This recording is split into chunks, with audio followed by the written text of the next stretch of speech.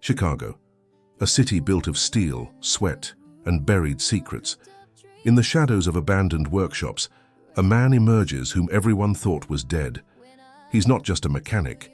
He was once a legend, a racer who made crowds roar and who, suddenly, vanished like a ghost. Today, his story comes back to life, and you are about to discover why the whole world tried to silence the name of Eddie Kowalski. The November wind cut through Chicago's south side like a razor, carrying with it the scent of snow and diesel. The skeletal branches of the oak trees cast twisted shadows over the cracked sidewalks of Bridgeport, where the old automotive district once thrived in the shadow of the steel mills. Now, most garages stood empty, their windows boarded up like closed eyes. But Jimmy Kowalski's workshop still resisted, a stubborn bastion in a neighborhood that time seemed eager to forget. The neon sign flickered intermittently, casting a ghostly blue glow over the oil-stained concrete, where three young mechanics hunched over a 2018 Camaro suspended on the lift, their breaths visible in the cold air. "This piece of junk has been here for 3 days," grumbled Tony Benedetti, the loudest of the three, his thick Chicago accent cutting through the traffic noise on South Ashland Avenue. "The owner said it died on Lakeshore Drive. Won't even start." His companions, Miguel Santos, fresh out of Lincoln Tech, and Bobby O'Sullivan, whose Irish grandfather had worked these same streets, shook their heads in frustration. They had tried everything. New battery, starter motor, fuel pump. The Camaro remained silent as a tomb. That's when he appeared. Like a figure emerging from Chicago's industrial past, the man materialized from the shadows between two abandoned warehouses. His steps were measured but unsteady, each footfall echoing through the brick walls that had witnessed a century of working-class dreams and broken promises.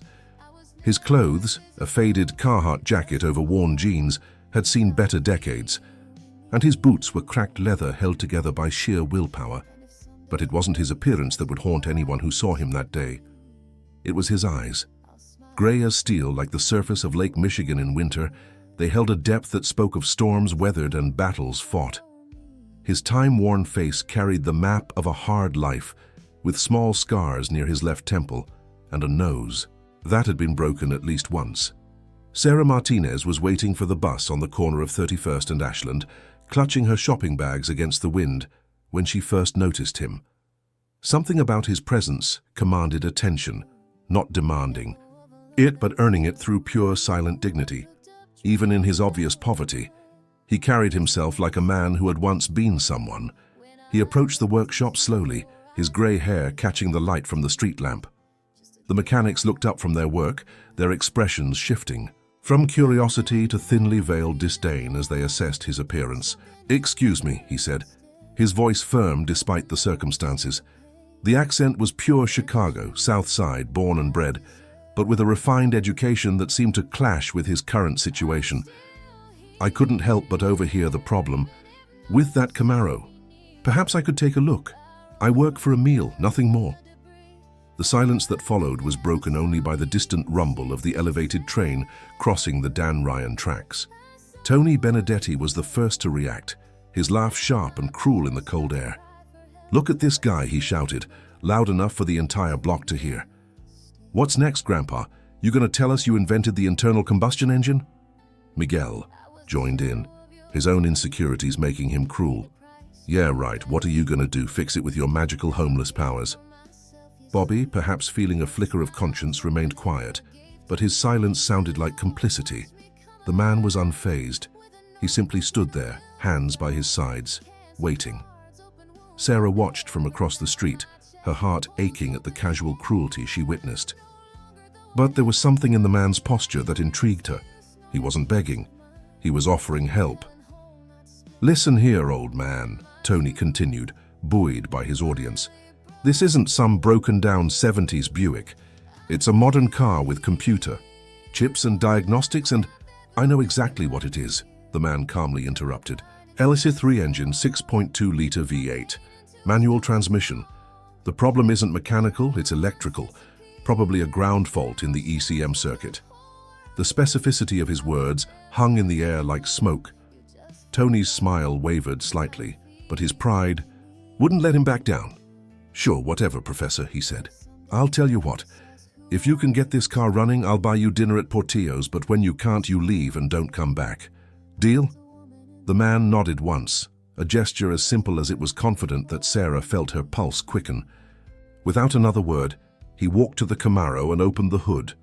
What happened next would be etched in the memory of everyone present. His hands, time-worn and scarred, with motor oil permanently ingrained beneath his nails, moved through the engine bay with the precision of a surgeon and the familiarity of a lover's touch. He didn't fumble or search. Every movement had purpose, as if he could see the car's problems through his fingertips. He traced the electrical harnesses with a finger, pressed his ear to different components, even smelled certain areas of the engine. It was like watching an artist at work, each gesture deliberate and full of knowledge accumulated over decades. In less than 10 minutes, he located a loose wire behind the distributor, so hidden it would have required disassembling half the engine to find it. With steady hands, he reconnected the cable and made a few minor adjustments. "Try it now," he said simply, wiping his hands on a rag Sarah hadn't noticed he was carrying. Tony, now visibly nervous, got into the car and turned the key. The engine roared to life like a waking lion, the deep rumble of the V8 echoing through the workshop and spreading into the street. The silence that followed was deafening. Miguel dropped the wrench he was holding. Bobby gaped. Tony turned off the engine and got out of the car, his face a mixture of astonishment and humiliation. How did you know?" he stammered. The man simply smiled faintly, a smile that carried decades of untold stories. "When you work with cars long enough, they start talking to you." He closed the hood with a fluid motion and turned to leave. It was then that something in his eyes gleamed. Not arrogance or vengeance, but a profound sadness, as if that display of skill only reminded him of everything he had lost. "Wait," Tony called out, his voice now small. I promised you dinner." The man stopped and turned slowly. "Keep your money, kid. You'll need it more than I do." And then he walked away, slowly through the darkened streets of Bridgeport, leaving behind 3 silent mechanics and a woman across the street who knew she had witnessed something extraordinary. Sarah Martinez stood there long after he disappeared into the shadows, her heart racing for reasons she couldn't fully explain. There was something about that man, the way his hands knew every inch of that engine, the dignity with which he endured humiliation, the knowledge that shone in his eyes, that told her this wasn't his complete story. When the bus finally arrived, she boarded, still looking in the direction he had taken, a single question echoing in her mind. Who was that man? That night, Sarah couldn't get the man out of her head. Sitting in her small apartment in Pilsen, with a cup of coffee in her hands and the distant rumble of freight trains echoing along the BNSF tracks, she found herself replaying every detail of that afternoon, the way he had touched that engine, the absolute confidence in his movements, the way he had diagnosed the problem in seconds when 3 trained mechanics had spent days without finding a solution. But it was his eyes that haunted her most, that depth, that sadness that seemed to carry the weight of 1,000 untold stories. They weren't the eyes of someone born on the streets. They were the eyes of someone who had fallen from very high. She closed her eyes and, for some inexplicable reason, her mind began to wander, building images of another time, another place. The cold streets of Chicago transformed into hot asphalt. Under the relentless sun, the distant traffic noise became the deafening roar of V8 engines pushed to their limit. And suddenly she could see him, not the hunched, worn man she had found in that workshop, but a vibrant young man with dark hair flying in the wind and a red racing suit emblazoned with sponsor logos. It was Chicagoland Speedway in the 80s, when stock car racing was America's most watched sport. The crowd roared as he appeared on the track, his number 47 car gleaming under the stadium lights. Even from afar, she could see the determination in his young eyes, the same intensity she had witnessed that afternoon, only without the weight of lost years. His car's engine wasn't just a machine, it was an extension of his soul. Metallic blue with red stripes, every curve of the chassis designed for speed, every component tuned for perfection. When he climbed into the driver's seat, it was like watching a knight mounting his steed for battle. At the start, all eyes turned to him. There was something in the way he held the steering wheel, as if embracing a destiny only he could see. When the green flag dropped, he didn't just accelerate, he flew. Every turn was navigated with mathematical precision, every overtake executed with a courage that made the crowd leap from their seats. He wasn't racing against other cars, he was racing against time itself, pushing the limits of what was humanly possible. "Ladies and gentlemen," the announcer's voice boomed over the loudspeaker, barely keeping up with the speed of car number 47. "You are witnessing something special. This young man from Chicago is redefining what it means to race, and he raced not just with technical skill, he raced with passion. It was as if every lap was a declaration, every victory a cry for freedom that echoed far beyond the tracks." In Sarah's mind, quick images flashed by, him raising golden trophies before ecstatic crowds, ESPN and Sports Illustrated reporters surrounding him, cameras flashing like stars, children running to ask for autographs, their eyes shining as if they were touching a real superhero. In those days, he wasn't just a driver. He was a symbol. The Chicago kid who had won the heart of America with his irresistible combination of raw talent and genuine humility. Magazines called him the Windy City Phenomenon. Fans chanted his name in stadiums from coast to coast, but even amidst all that glory, there was something hidden in his young gaze. A subtle shadow behind the sparkle, a caution that few perceived. As if, even at the height of success, he sensed that the wheel of fortune would eventually turn. The vision slowly faded from Sarah's mind. The roar of engines was replaced by the heavy silence of her apartment. The glory dissolved, leaving only the persistent image of the broken man who had fixed that Camaro with hands that had once held racing steering wheels. The question returned with renewed force. How could someone who was once a living legend end up forgotten, humiliated, trading expertise for crumbs? Sarah opened her laptop.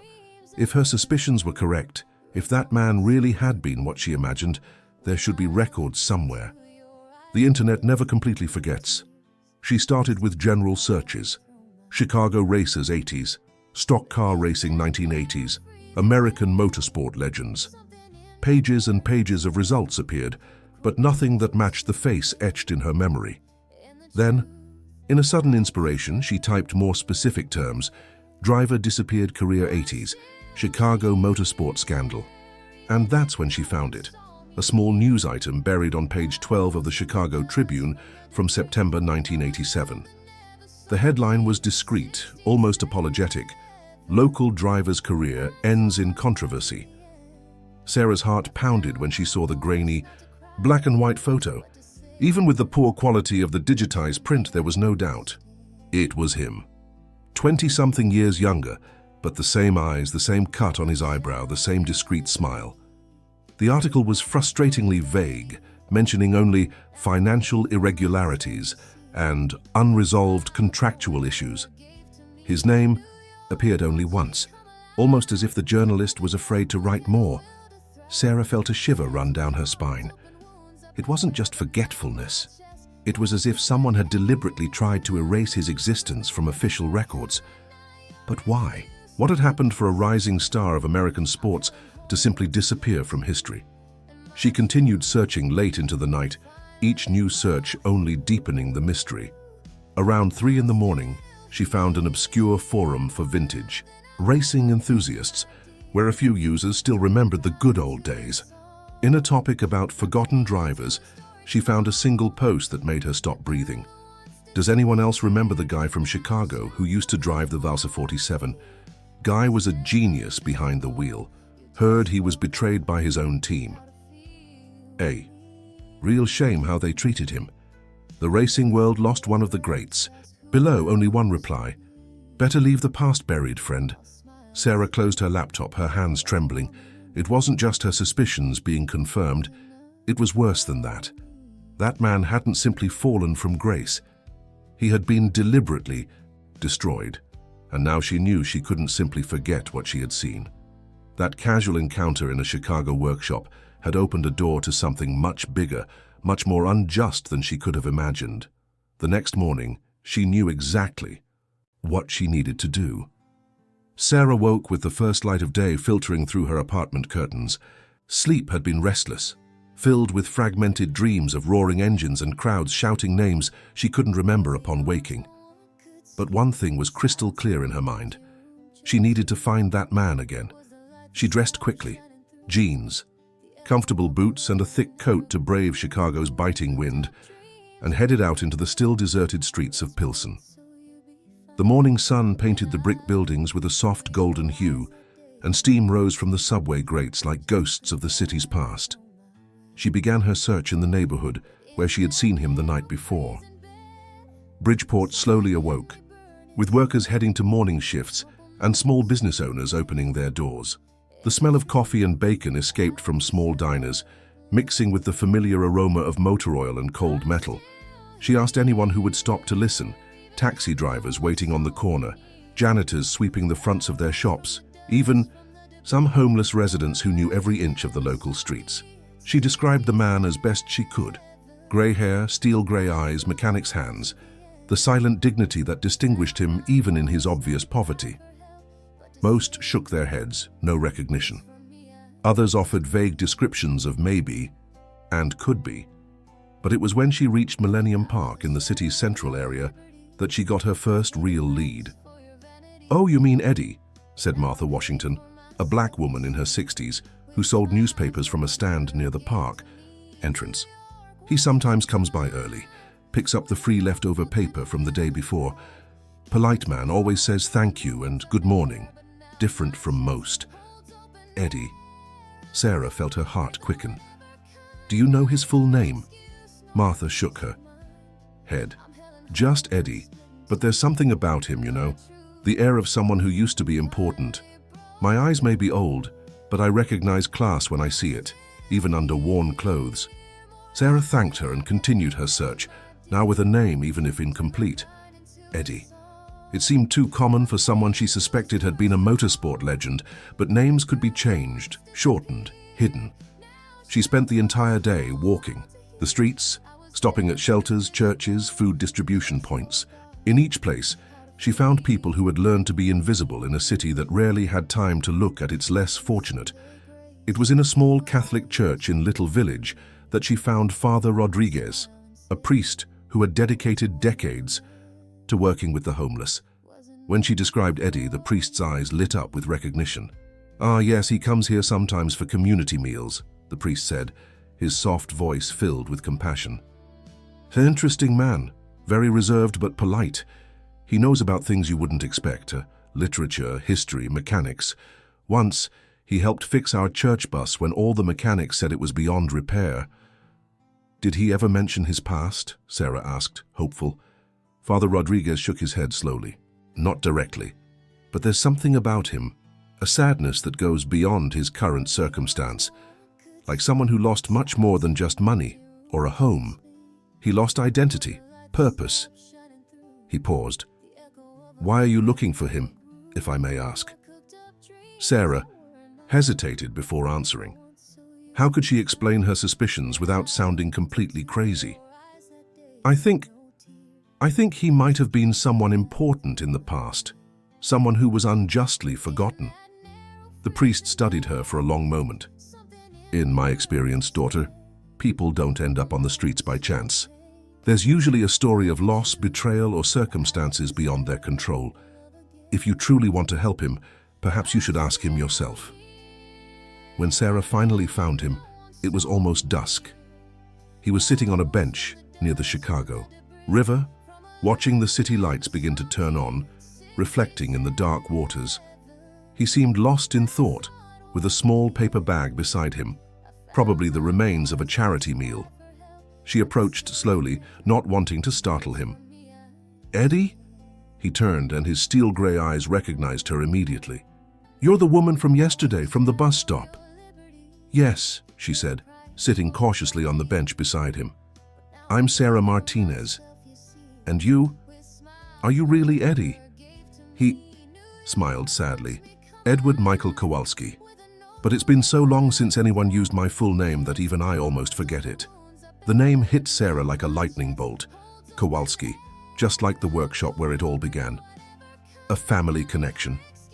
The workshop where you fixed that car, it's my nephew's, Eddie said simply. Jimmy, my younger brother's son. He doesn't even know who I am. To him, I'm just another homeless guy who shows up now and then. The irony was painful. The man who had demonstrated absolute mastery over machines was being humiliated at the door of his own family's workshop. Eddie? Sarah said softly. I spent all night researching. I found some things about racing, about the 80s. You were a driver, weren't you? For a long moment, he didn't answer. He just kept looking at the river, as if the waters could carry away the painful memories. I was, he finally admitted. A long, long time ago in another life. What happened? Eddie sighed deeply, the sound laden with decades of stored pain. What always happens when you trust the wrong people? When you believe that success means security? When you think friends are really friends? And then, as Chicago's lights began to dance on the river's surface, Edward Michael Kowalski began to tell his story. A story of lost glory, betrayal, and a fall so devastating that it had erased not only his fortune, but his very identity from the world. Sarah listened to every word, her heart breaking a little more with each revelation, knowing that she had stumbled upon something much bigger than a simple case of bad luck. She had stumbled upon one of the greatest injustices she had ever witnessed, and she was determined to do something about it. You want to know about racing? Eddie asked, his voice carrying a tone Sarah hadn't heard before. Not exactly nostalgia, but something deeper, as if he were opening a long, locked chest. Then you need to understand how it all began. The cold wind from Lake Michigan blew through the park, but neither of them moved. Sarah pulled her coat tighter and waited, instinctively, knowing that this was a moment that couldn't be rushed. It was 1978, Eddie began, his eyes lost in distant memories. I was 22 and had just gotten out of the army. 2 tours in Vietnam as a helicopter mechanic. When I came back to Chicago, all I knew how to do was fix engines and, well, I wasn't afraid of speed. He recounted how he had started working in small South Side garages, fixing cars during the day and frequenting small racetracks on weekends. Not official races, just groups of young people testing their modified cars on the deserted streets of industrial districts or abandoned tracks in the suburbs.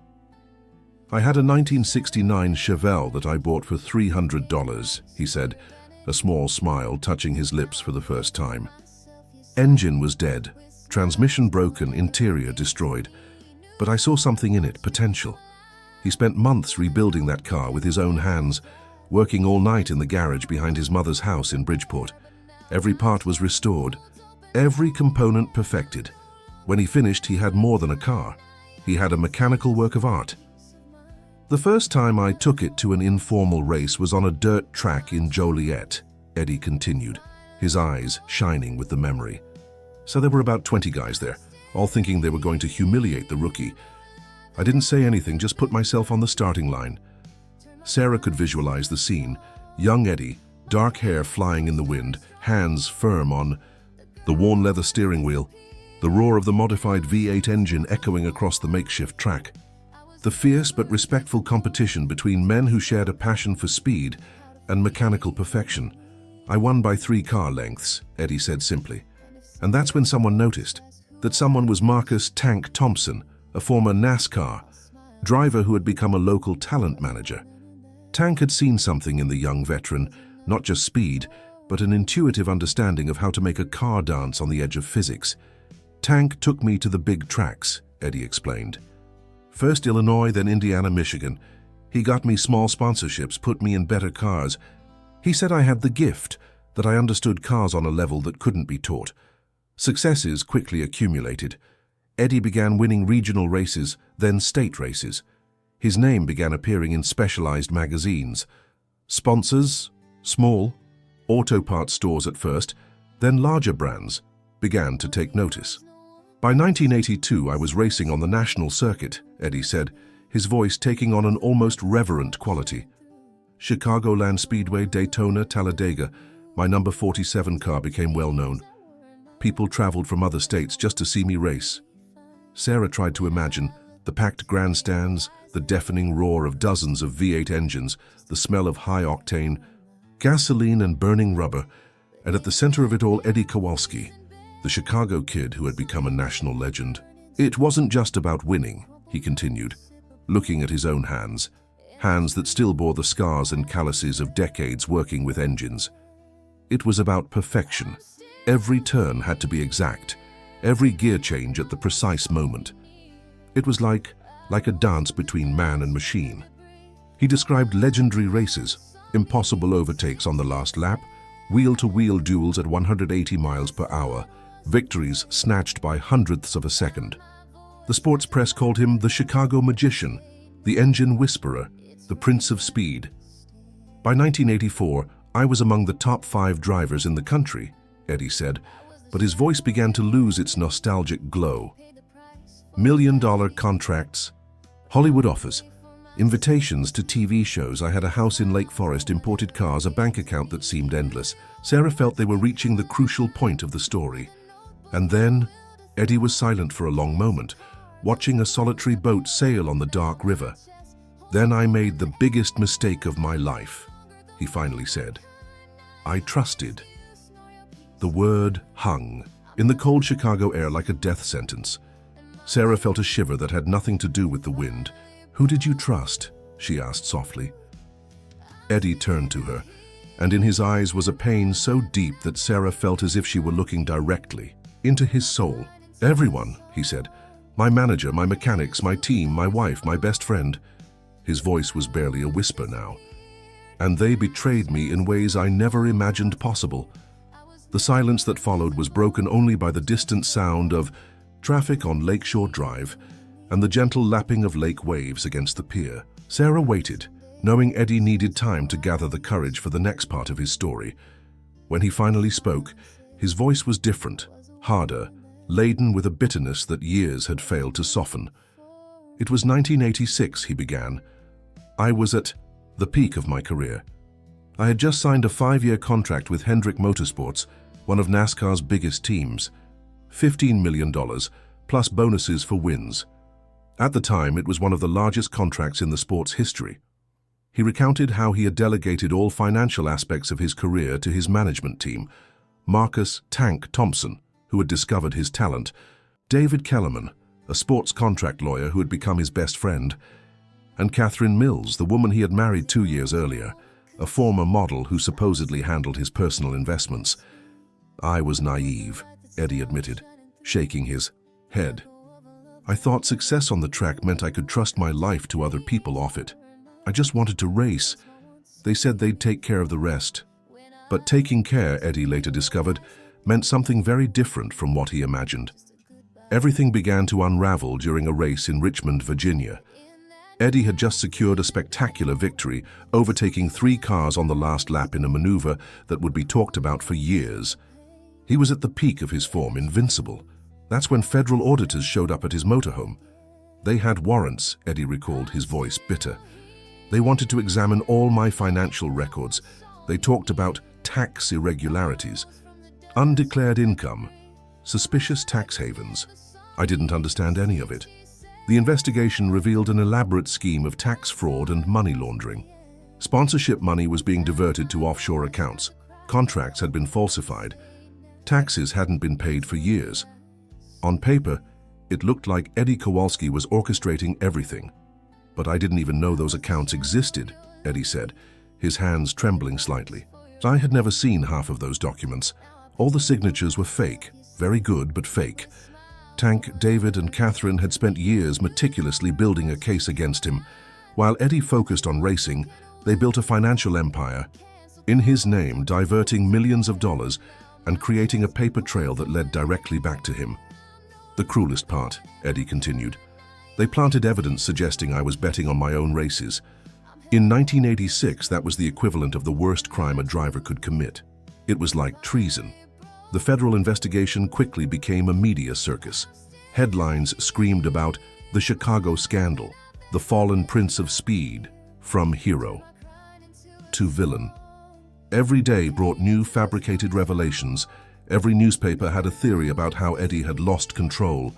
Worst of all, Eddie said, his voice breaking slightly, is that they were convincing.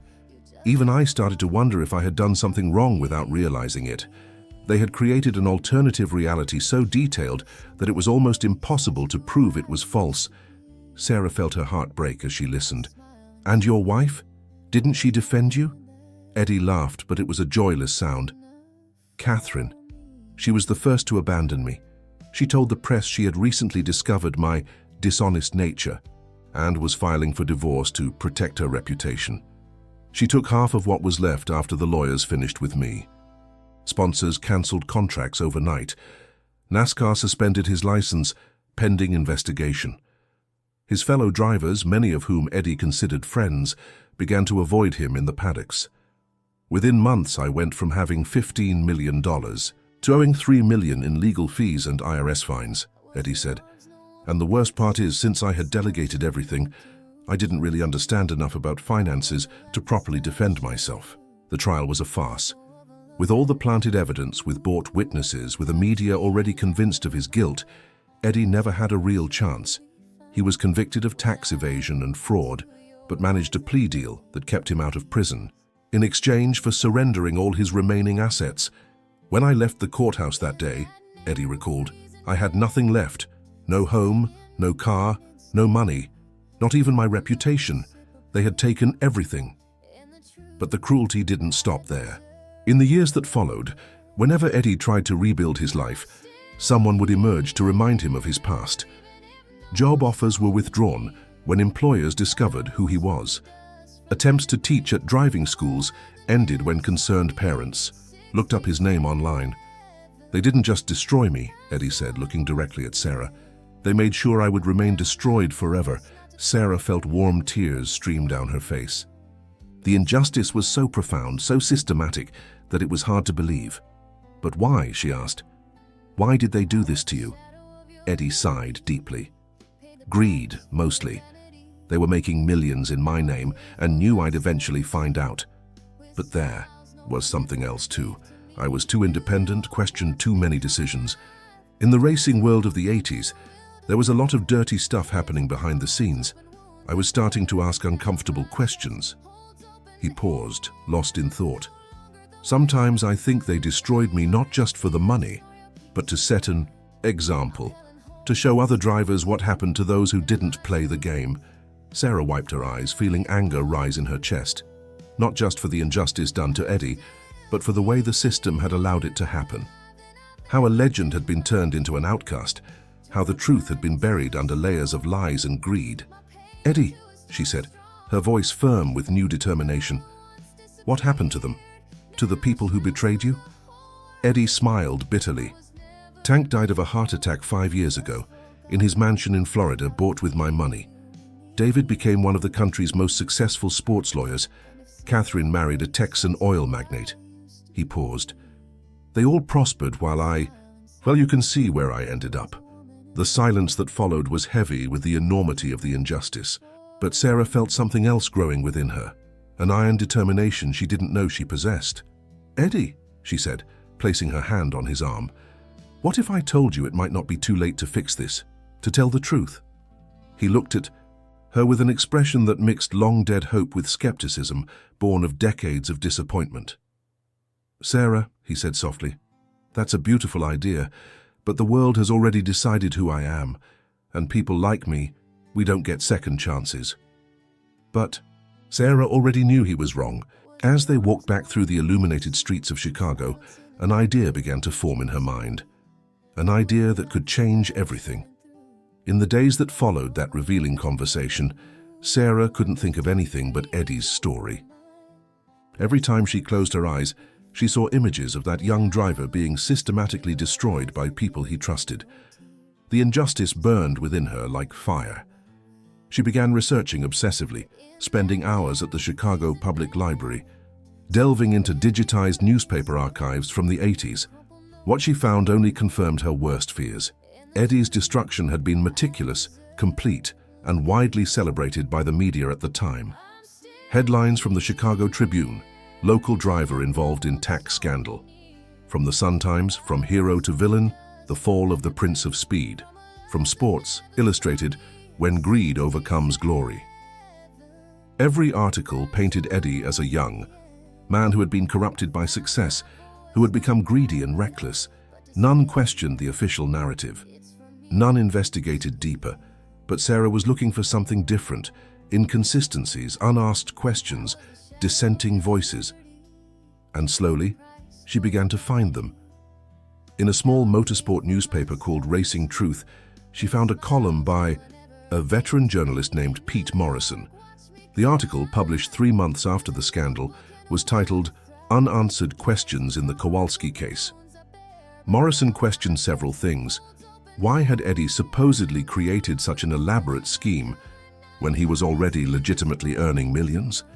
Why had none of the other members of his team faced similar accusations? Why had the investigation been so quick and so conveniently conclusive? The article ended with a line that made Sarah's heart pound. "In my 30 years covering this sport, when a story seems too good to be true, whether about heroes or villains, it's usually because someone wants you to believe it." Sarah found Pete Morrison's address. Now 78, he lived in a modest apartment in Lincoln Park, not far from the lake. When she showed up at his door on a cold December morning, explaining her theory about Eddie Kowalski, the old journalist's eyes lit up with interest. "Edward Kowalski," he said, inviting her into his apartment filled with journalism trophies and old racing photos. "Now that's a name I haven't heard in a long time. You said you found him." Sarah told him about the incident at the workshop, about her research, about her conversations with Eddie. Pete listened silently, making occasional notes on a yellowed pad. "I always knew there was something wrong with that story," Pete finally said. "I spent 40 years covering racing. I met hundreds of drivers. Eddie Kowalski wasn't the kind of man who would do that." He got up and went to a dusty file cabinet, from which he pulled out a thick folder. "I never stopped investigating the case, even after everyone else lost interest," he said, opening the folder. "Look at this." The folder contained decades of research, financial records Pete had obtained through sources, interviews with mechanics who had worked on Eddie's team, even conversations with federal officials who had questioned the speed of the investigation. "Tank Thompson, David Kellerman, Catherine Mills," Pete said, pointing to photos of the three. "They all benefited enormously from Eddie's downfall. Tank used the diverted money to open his own sports management company. Kellerman built a legal empire representing drivers, including several who were promoted to replace Eddie. Catherine used the divorce settlement to establish herself in Texas high society." Sarah felt her anger grow with each revelation. "Why didn't you ever publish this?" Pete sighed. "I tried, but at the time no one wanted to hear. The official story was too convenient, too clean, and the three of them had the resources and connections to make my life very difficult if I persisted." He looked at Sarah with tired eyes. "But you said he's still alive." "He is," Sarah confirmed. "Living on the streets, doing odd jobs, completely forgotten." Pete shook his head, an expression of profound sadness crossing his face. 40 years covering sports, and this is the injustice that haunts me most. A truly talented, truly upright man destroyed by people who should have cared for him. They spent hours discussing the case, reviewing evidence, planning strategies. When Sarah finally left Pete's apartment, she had more than information. She had an ally. And for the first time since she had met Eddie, she had a concrete idea of how to help him. But first, she knew she needed to do something even more important. She needed to convince Eddie that he was worth fighting for. She found him in the same place as always, the bench by the river, watching the city's movement with the infinite patience of someone who had learned to wait without expecting anything. "Eddie," she said, sitting beside him, "I found someone who believes in you, someone who never stopped believing." Eddie looked at her with a skeptical expression. "Sarah, I already told you." "Pete Morrison," she interrupted. "Sports journalist. He covered your career, investigated your downfall, and never believed the official version." She pulled out some of the photos and documents Pete had lent her. "He has evidence, Eddie. Evidence that you were framed." Eddie looked at the papers with a cautious expression, as if they were traps ready to explode in his face. But slowly his hands began to tremble as he recognized documents he had never seen, contracts with signatures that weren't his, records of transactions he had never authorized. "My God," he whispered. "He really documented everything." "Eddie," Sarah said, her voice firm but gentle, It's time to tell the truth in every possible way to everyone who wants to listen. He looked up at her, and for the first time since she had met him, Sarah saw something she recognized from old racing photos. A spark of determination, a refusal to surrender that had made him a champion. "Do you think," he asked slowly, "that anyone would really care after all these years?" Sarah smiled, feeling the first real wave of hope she had felt in weeks. "Eddie," she said, "you have no idea how many people still remember you. People who never believed the lie, who always knew something was wrong." She paused, letting emotion color her voice. "It's time for them to know they were right." And as Chicago's lights began to turn on at dusk, reflecting in the dark waters of the river, Edward Michael Kowalski began to believe for the first time in decades that perhaps his story wasn't over yet. Perhaps it was just the beginning of the last high and most important chapter. The plan started simply. Sarah, with Pete Morrison's help, decided to document Eddie's complete story, not just his downfall, but also his current expertise, his dignity in the face of adversity, and the evidence of his innocence that had been buried for decades. Pete knew a young cinematographer named Marcus Chen, a Northwestern University graduate who was always looking for powerful stories to build his portfolio. When Pete told him about Eddie Kowalski, Marcus was fascinated. "Are you telling me," Marcus said during their meeting at a Wicker Park cafe, "that one of the greatest drivers of the 80s is living on the streets of Chicago, and no one knows?" "Not just that," Sarah added, showing him some of the evidence Pete had collected. "He was deliberately sabotaged by people he considered family." Marcus shook his head, his idealistic young eyes shining with indignation. "We need to tell this story." The first challenge was convincing Eddie to participate. When Sarah mentioned cameras and interviews, he immediately shut down. "No," he said firmly. "I've been through this before. The media isn't interested in the EO truth. It's interested in a good story." But Sarah persisted. "Eddie, this is different. It's not about sensationalism. It's about justice, about showing the world who you really are."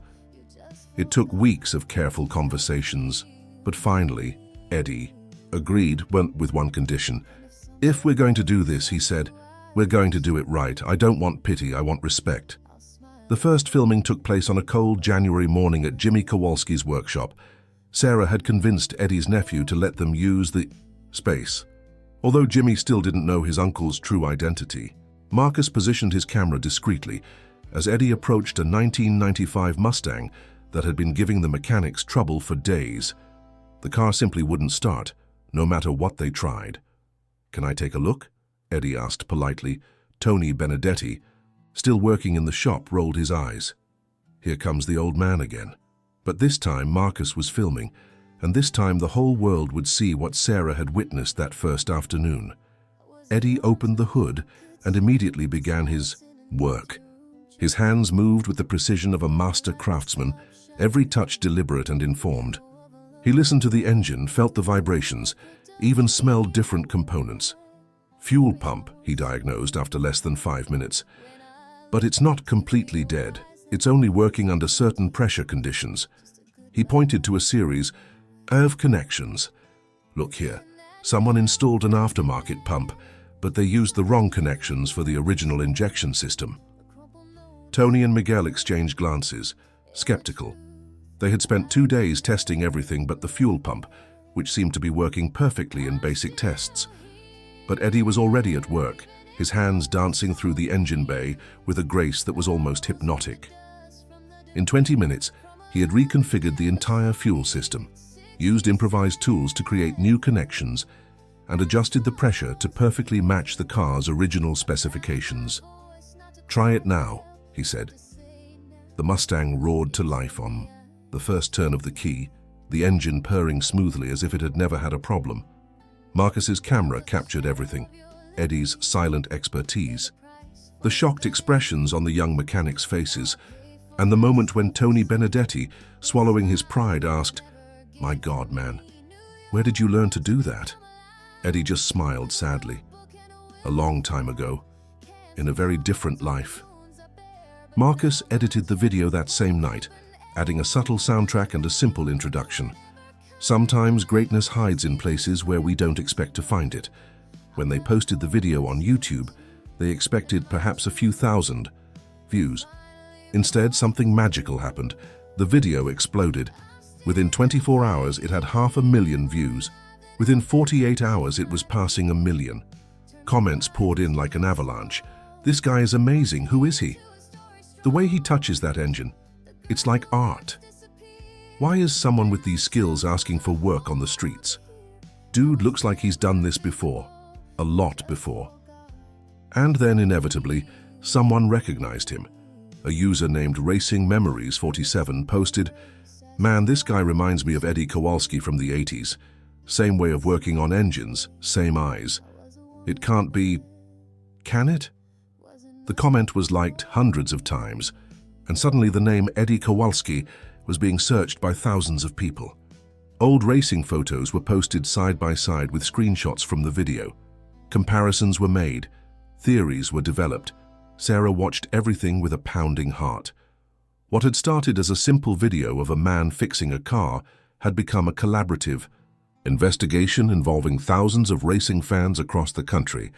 And then what she had been waiting for happened, but it still surprised her. An ESPN journalist named Robert Sterling, who had covered motorsport for 20 years, posted an article on his personal blog titled "The Ghost of Chicago, Is Eddie Kowalski Still Alive?" The article reviewed Eddie's entire career, questioned the circumstances of his downfall, and presented the new video as evidence that perhaps one of the greatest injustices in the sport's history was finally coming to light.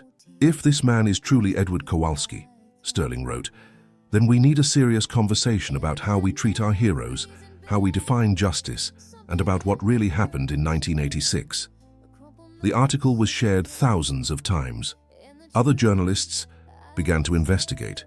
TV producers began making calls. And suddenly, after 3 decades of forced silence, Eddie Kowalski's name was back in the headlines. But this time, for all the right reasons, Sarah found Eddie the next day, showing him the articles on her phone. He read everything in silence, his expressions changing from skepticism to astonishment to something approaching hope. "My God," he whispered, "people actually remember." "Not just remember, Eddie," Sarah said, putting her hand on his arm. "They never forgot. They were just waiting for you to come back."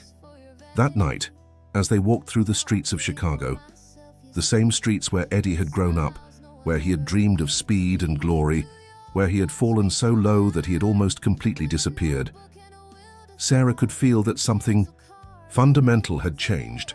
The world was finally ready to hear the truth, and Eddie Kowalski, for the first time in 3 decades, was ready to tell it. The explosion of interest that followed was like nothing Sarah could have imagined. Within days, what had started as a simple video transformed into a national investigation into one of the greatest injustices in American sports history. Robert Sterling from ESPN was the first mainstream journalist to arrive in Chicago. Sarah had coordinated the meeting in a discreet cafe in Hyde Park, away from the crowds but close enough to the university for Eddie to feel comfortable, neutral territory where his story could be told without sensationalism. When Sterling first saw Eddie, his expression immediately changed. Even with decades of aging, even with the marks of a hard life, there was no doubt. "My God," Sterling whispered, "it's really you." The interview lasted 4 hours. Sterling, a veteran journalist, known for his meticulous and respectful approach, allowed Eddie to tell his story in his own terms. There were no sensational questions, no attempts to exploit his pain for drama, just the pursuit of truth. Eddie talked about everything: his meteoric rise, the systematic betrayal by those he trusted most, the years of ostracism, the slow descent into invisibility.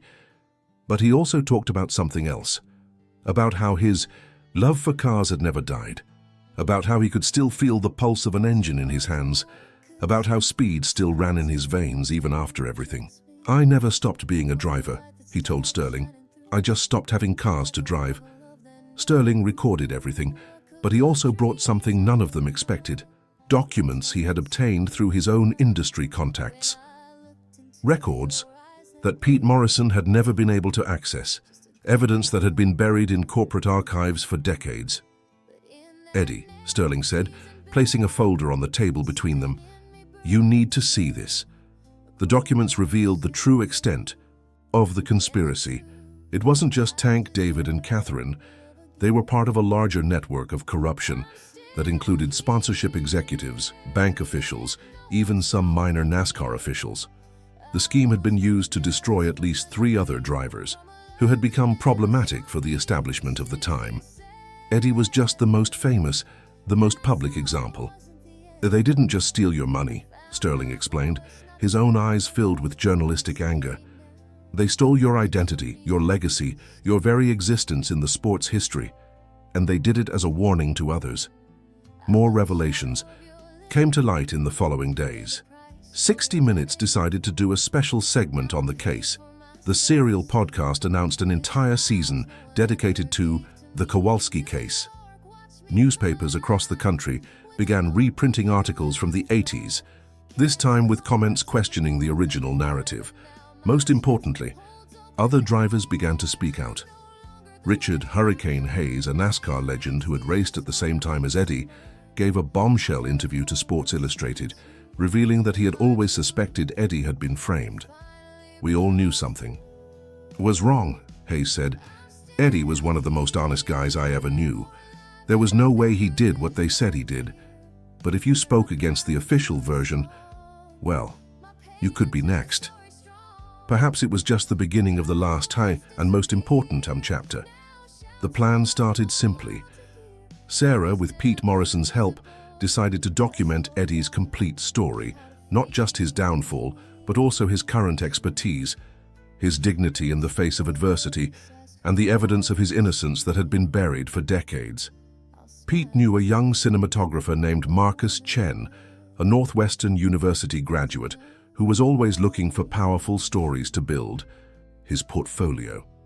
When Pete told him about Eddie Kowalski, Marcus was fascinated. "Are you telling me," Marcus said during their meeting at a Wicker Park cafe, "that one of the greatest drivers of the 80s is living on the streets of Chicago, and no one knows?" "Not just that," Sarah added, showing him some of the evidence Pete had collected. "He was deliberately sabotaged by people he considered family." Marcus shook his head, his idealistic young eyes shining with indignation. "We need to tell this story." The first challenge was convincing Eddie to participate. When Sarah mentioned cameras and interviews, he immediately shut down. "No," he said firmly. "I've been through this before. The media isn't interested in the EO truth. It's interested in a good story." But Sarah persisted. "Eddie, this is different. It's not about sensationalism. It's about justice, about showing the world who you really are." It took weeks of careful conversations, but finally, Eddie agreed with one condition. "If we're going to do this," he said, "we're going to do it right. I don't want pity, I want respect." The first filming took place on a cold January morning at Jimmy Kowalski's workshop. Sarah had convinced Eddie's nephew to let them use the space. Although Jimmy still didn't know his uncle's true identity, Marcus positioned his camera discreetly as Eddie approached a 1995 Mustang that had been giving the mechanics trouble for days. The car simply wouldn't start, no matter what they tried. "Can I take a look?" Eddie asked politely. Tony Benedetti, still working in the shop, rolled his eyes. Here comes the old man again. But this time Marcus was filming, and this time the whole world would see what Sarah had witnessed that first afternoon. Eddie opened the hood and immediately began his work.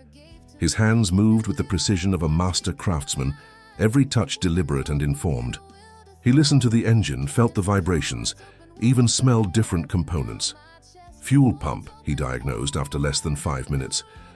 "But it's not completely dead. It's only working under certain pressure conditions." He pointed to a series of connections.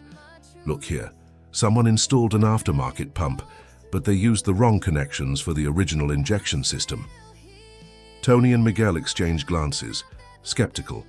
They had spent 2 days testing everything but the fuel pump, which seemed to be working perfectly in basic tests. But Eddie was already at work, his hands dancing through the engine bay with a grace that was almost hypnotic. In 20 minutes, he had reconfigured the entire fuel system. used improvised tools to create new connections, and adjusted the pressure to perfectly match the car's original specifications. "Try it now," he said. The Mustang roared to life on the first turn of the key, the engine purring smoothly as if it had never had a problem. Marcus's camera captured everything, Eddie's silent expertise, the shocked expressions on the young mechanics' faces, and the moment when Tony Benedetti, swallowing his pride, asked, "My God, man, where did you learn to do that?" Eddie just smiled sadly. "A long time ago, in a very different life." Marcus edited the video that same night, adding a subtle soundtrack and a simple introduction. Sometimes greatness hides in places where we don't expect to find it. When they posted the video on YouTube, they expected perhaps a few thousand views. Instead, something magical happened. The video exploded. Within 24 hours, it had 500,000 views. Within 48 hours, it was passing 1 million. Comments poured in like an avalanche. "This guy is amazing. Who is he? The way he touches that engine, it's like art. Why is someone with these skills asking for work on the streets? Dude looks like he's done this before. A lot before." And then, inevitably, someone recognized him. A user named Racing Memories 47 posted, "Man, this guy reminds me of Eddie Kowalski from the 80s. Same way of working on engines, same eyes. It can't be... Can it?"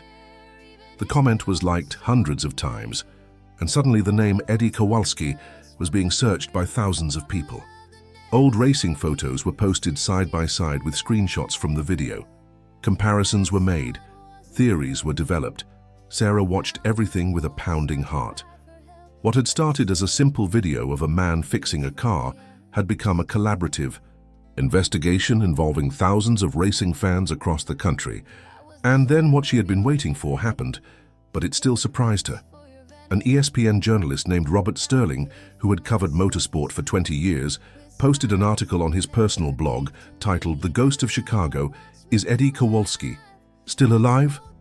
The article reviewed Eddie's entire career, questioned the circumstances of his downfall, and presented the new video as evidence that perhaps one of the greatest injustices in the sport's history was finally coming to light. "If this man is truly Edward Kowalski," Sterling wrote, "then we need a serious conversation about how we treat our heroes, how we define justice, and about what really happened in 1986. The article was shared thousands of times. Other journalists began to investigate. TV producers began making calls. And suddenly, after 3 decades of forced silence, Eddie Kowalski's name was back in the headlines. But this time, for all the right reasons, Sarah found Eddie the next day, showing him the articles on her phone. He read everything in silence, his expressions changing from skepticism to astonishment to something approaching hope. "My God," he whispered, "people actually remember." "Not just remember, Eddie," Sarah said, putting her hand on his arm. "They never forgot. They were just waiting for you to come back."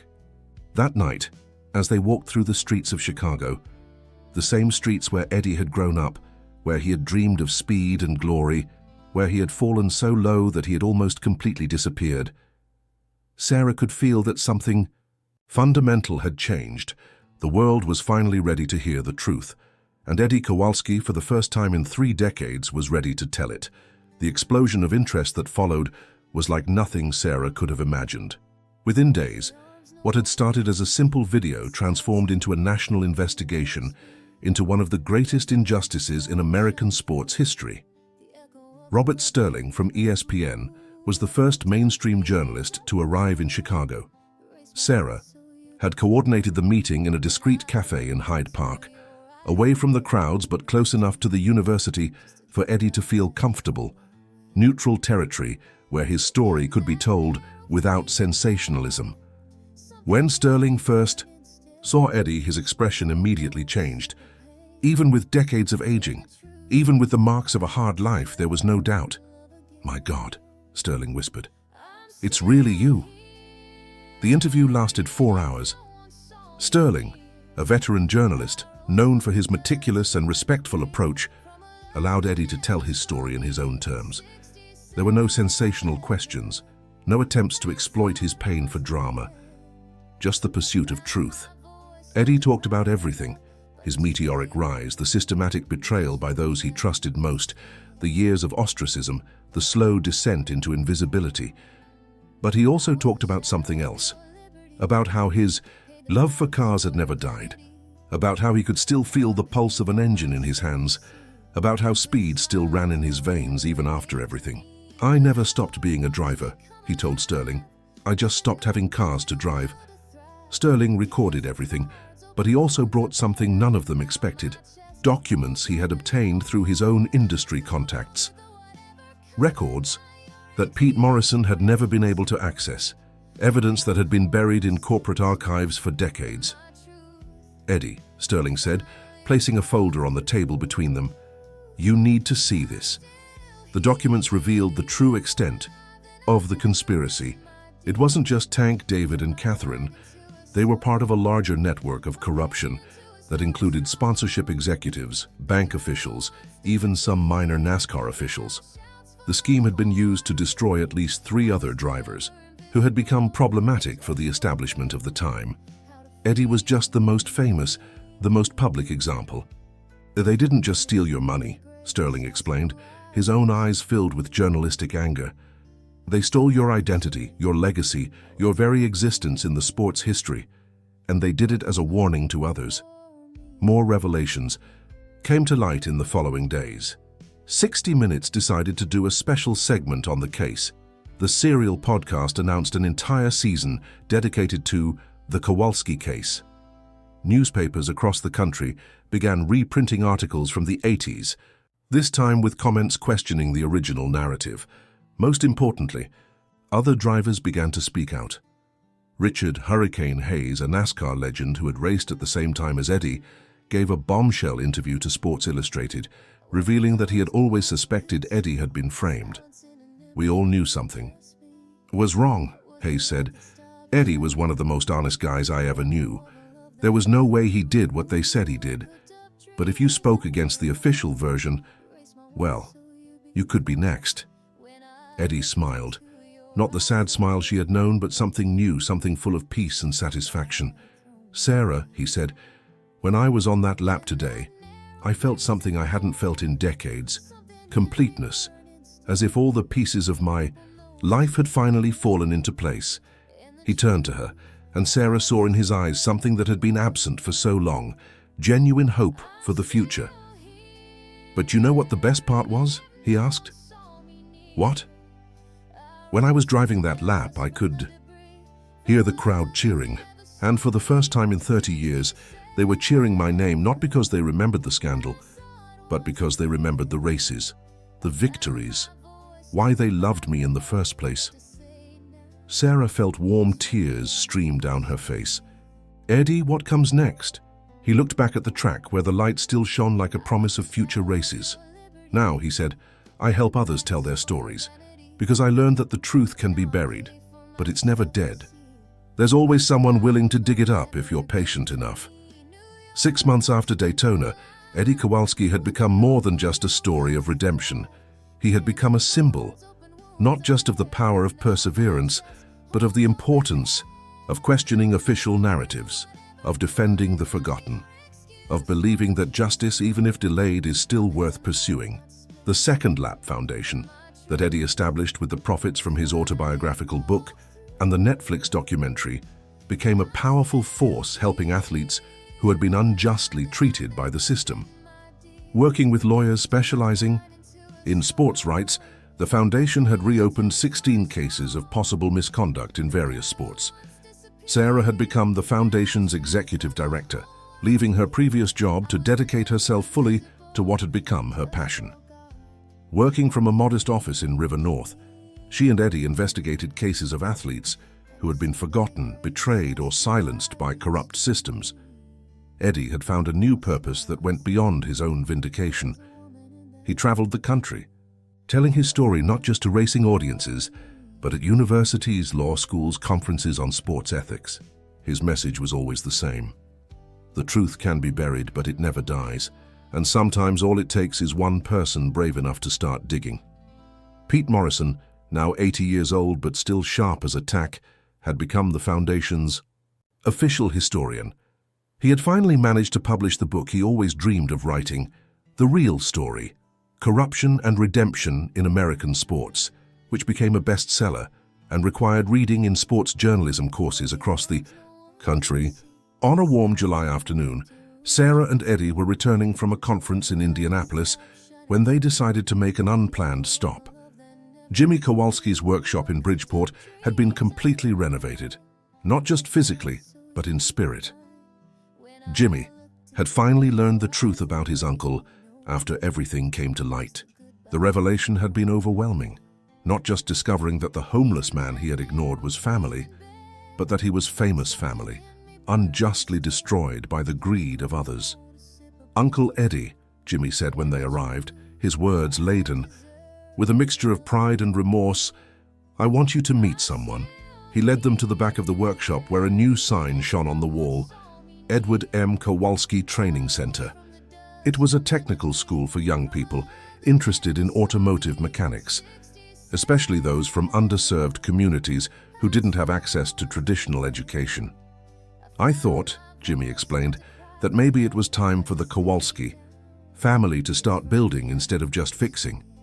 Eddie was silent for a long moment, watching young students working on cars under the careful supervision of qualified instructors. One of these instructors was Maria Santos, the daughter of Miguel, the mechanic who had mocked him that first day. "Dad told me about what happened," Maria said, approaching shyly, "about how you treated Mr. Kowalski. He never forgave himself for it." She paused. "He died last year, but before he died, he made me promise that if I ever had the chance to make things right, I would." Eddie gently placed his hand on the young woman's shoulder. "Daughter, your father was a good man who made a small mistake in a bad moment. We all do that. What matters is what we do next." At that moment, Sarah realized they had witnessed something profound. Not just Eddie's redemption, but the healing of an entire community.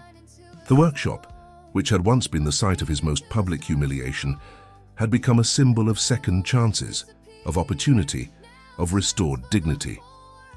Later that day, they walked to the bench near the Chicago River, where Eddie had first told his story. A small plaque had been installed there by the city, designating it as Edward Kowalski Memorial Bench, not because he had died, but because it was where his second life had begun. "You know," Eddie said, sitting on the familiar bench, "there's something I never told you about that first day when you found me." Sarah sat beside him, curious. "I was thinking of giving up," he admitted. "Not just on the hope of a better life, but, well, on everything. I had hit rock bottom so completely that I couldn't see a way out." Sarah felt a shiver, understanding the implication. "But then you appeared," Eddie continued, "with your questions, your stubborn determination to believe that I was more than I seemed to be. And for the first time in decades, someone saw me, really saw me, as a human being who was worth something." They sat in silence for a few minutes, watching the city's movement around them. Chicago remained Chicago. Tough, resilient, full of people striving to build something better from difficult circumstances. "Sarah," Eddie finally said, "you saved my life. But more than that, you taught me that it's never too late for someone to remember who they truly are." Sarah smiled, thinking of the extraordinary journey they had shared. "Eddie, you taught me something too. You taught me that everyone has a story worth telling, and that sometimes the only thing between a person and their redemption is someone willing to listen."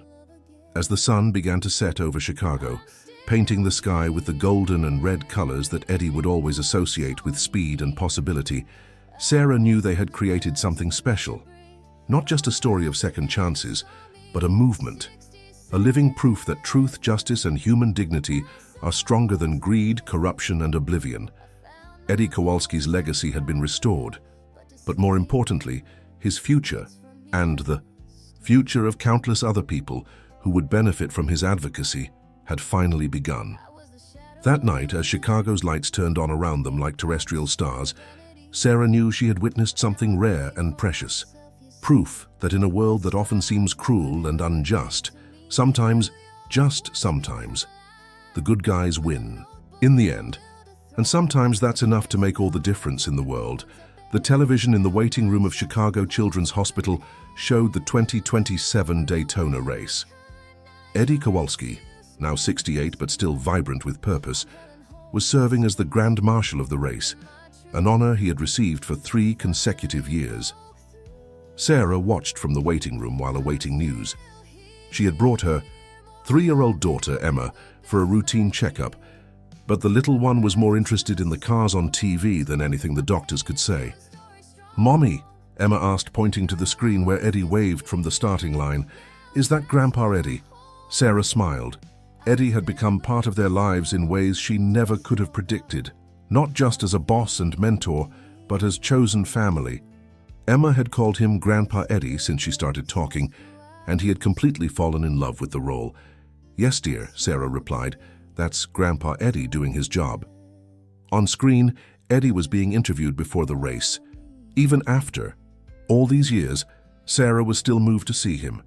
No longer the broken man she had found in that workshop, but someone who had not only regained his dignity, but had found a purpose even greater than his original glory. "Mr. Kowalski," the reporter was asking, "do you have any advice for young drivers starting their careers?" Eddie smiled, the genuine, warm smile Sarah had grown to love. "Yes," he said, "remember that what you do on the track is only part of who you are. Be good to people, be honest, and never ever let others define your worth as a human being." He paused, looking directly into the camera. "And if you fall, and we all fall at some point, remember that it's not how you fall that defines you. It's how you get back up." Sarah felt familiar tears begin to form. Even after all these years, even after all the foundation's successes, all the lives they had touched, Eddie still carried the humility and wisdom of someone who had lost everything and discovered what truly mattered. Her phone vibrated with a text message from Eddie himself. "Hope Emma is watching, I waved at her." Sarah laughed, typing back, She's asking when you're going to teach her to drive." "When she's at least 4, came the immediate reply, followed by a smiling emoji. 3 years after Daytona, life had settled into a gratifying routine. The Second Lap Foundation had helped over 200 athletes clear their names or receive compensation for unfair treatment. Pete Morrison had won a Pulitzer for his work exposing corruption in sports. Eddie had become a sought-after speaker, a respected advocate, and perhaps most importantly to him, a father figure to dozens of young people who had grown up without positive role models. But for Sarah, the greatest success had been witnessing Eddie's transformation from a man who had lost hope to someone who had become a source of hope for countless others. The nurse called Emma's name, and Sarah picked her up to go into the doctor's office. On TV, the race was starting, and Eddie was fulfilling his ceremonial role of giving the command for the drivers to start their engines. "Ladies and gentlemen," his voice echoed through the waiting room, "start your engines." The roar of 40 V8 engines filled the air, a sound Eddie had once known intimately, a sound he had lost for decades, a sound that now represented not only speed and competition, but redemption, justice, and proof that some stories really do have happy endings. As Sarah walked down the hospital corridor with Emma in her arms, she could hear the sound of the races fading behind her. But she knew that when they got home that night, Eddie would be there, not as a motorsport legend or a symbol of restored justice, but simply as family. And perhaps Sarah thought, as Emma chatted about Grandpa Eddie's fast cars, perhaps that is the greatest victory of all, discovering that in the end, no matter how high you climb or how low you fall, what truly matters are the people who choose to stand by you on the journey. Some races are about speed, others are about endurance, but the best ones, the ones that truly matter, are about finding your way back home. The end.